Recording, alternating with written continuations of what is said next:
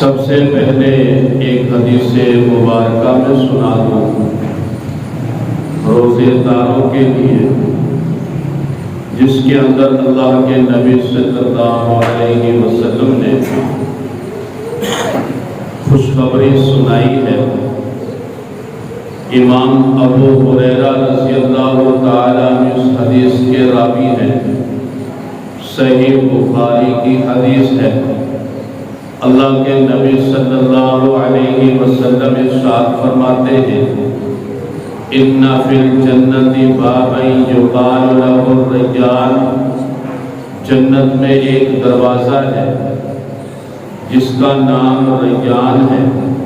یدخل منہ الصائمون لا یدخل منہ احد غیرہ، اس دروازے سے صرف اور صرف روزے دار ہی جنت میں داخل ہوں گے، ان کے سوا کوئی اور شخص اس دروازے سے جنت میں نہیں جا سکتا۔ یقال این الصائمون، کہا جائے گا روزے دار کہاں ہیں؟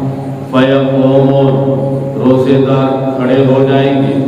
لا یدخل منہ احد غیرہ، فرمایا یہ وہ دروازہ ہے جس دروازے سے روزے داروں کے سوا کوئی اور جنت میں داخل نہیں ہو سکے گا۔ فَإِذَا دَخَلُوا أُغْلِقَ، جب روزے دار جنت میں چلے جائیں گے دروازہ بند کر دیا جائے گا۔ فَلَمْ يَدْخُلْ مِنْهُ أَحَدٌ، اب اس دروازے سے کوئی دوسرا شخص جنت میں داخل نہیں ہو سکتا۔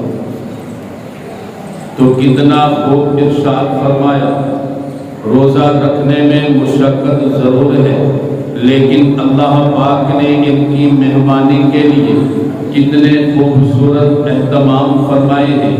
ان کے لیے جنت میں ایک دروازہ بھی رکھ دیا ہے جس دروازے کا نام باب الریان ہے۔ اس دروازے سے صرف اور صرف جنت میں وہی لوگ داخل ہوں گے جن لوگوں نے ماہ رمضان کے روزے رکھے۔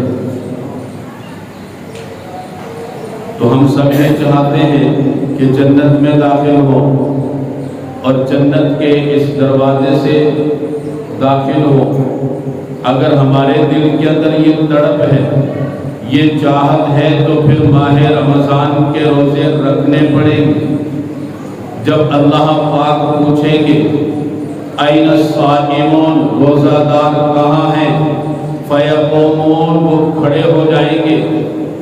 کہیں ایسا نہ ہو کہ روزہ چھوڑنے کی وجہ سے اس وقت ہمیں شرمندگی اٹھانی پڑے۔ ہمارے پاس بیٹھنے والے، ہمارے رشتہ دار، دیگر ہم سے محبت کرنے والے، وہ تو لوگ کھڑے ہو گئے کہ جب کہا گیا کہ کہاں ہیں روزے دار، لیکن میں اس وقت شرمندگی کے ساتھ اپنے سر کو جھکا کر کھڑا رہا، تو کتنے افسوس کی بات ہے۔ ماہ رمضان کے روزے رکھ لینے کو اللہ پاک اپنی بارگاہ عالیہ کے اندر قبول و مقبول فرمائے۔